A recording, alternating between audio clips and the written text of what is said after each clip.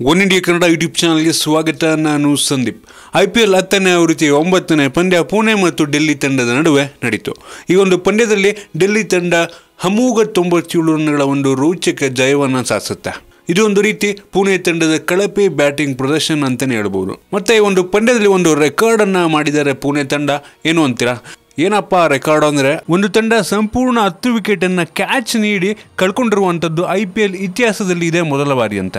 ಹೌದು, ಕಳೆದ 9 ಸೀಸನ್ಗಳಲ್ಲಿ ಯಾವತ್ತೂ ಆಗದ ರೀತಿಯಲ್ಲಿ ನಿನ್ನೆ ಪುಣೆ ತಂಡ ತನ್ನ ಎಲ್ಲಾ ವಿಕೆಟ್ ಅನ್ನ ಕ್ಯಾಚ್ ನೀಡಿ ಕಳ್ಕೊಳ್ಳುತ್ತೆ. ಇದು ಒಂದು ರೀತಿ ಪುಣೆ ತಂಡಕ್ಕೆ ಒಂದು ನಾಚಿಕೆಯ ಮಾತು. ಸರಿ, ಮೊದಲು ಬ್ಯಾಟ್ ಮಾಡಿದಂತಹ ಡೆಲ್ಲಿ ತಂಡ ಸಂಜು ಸ್ಯಾಮ್ಸನ್ ಅವರ ಅಮೋಘ ಶತಕದ ನೆರವಿನೊಂದಿಗೆ 205 ರನ್ಗಳನ್ನು ಬಾರಿಸುತ್ತೆ.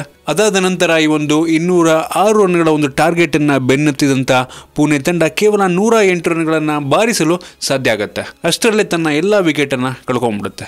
ನಿಮಗೆ ಅನಿಸುತ್ತೆ ಒಂದು ಪುಣೆ ತಂಡ IPL ಇತಿಹಾಸದಲ್ಲಿ ಮೊದಲ ಬಾರಿಗೆ ತನ್ನ 10 ವಿಕೆಟ್ಗಳನ್ನು ಕ್ಯಾಚ್ ನೀಡುವ ಮೂಲಕ ಕಳ್ಕೊಂಡಿರುವಂಥದ್ದು? ಕೆಳಗಡೆ ಕಾಮೆಂಟಲ್ಲಿ ತಿಳಿಸಿ. ನಿಮ್ಗೆ ಏನಾದರೂ ವಿಡಿಯೋ ಇಷ್ಟ ಆಗಿದ್ರೆ ಲೈಕ್ ಮಾಡಿ, ಶೇರ್ ಮಾಡಿ. ಇದೇ ರೀತಿ ನಮ್ಮ ಬೇರೆ ಬೇರೆ ವಿಡಿಯೋಗಳಿಗೆ ಒನ್ ಇಂಡಿಯಾ ಕನ್ನಡ ಯೂಟ್ಯೂಬ್ ಚಾನಲ್ಗೆ ಸಬ್ಸ್ಕ್ರೈಬ್ ಮಾಡಿ.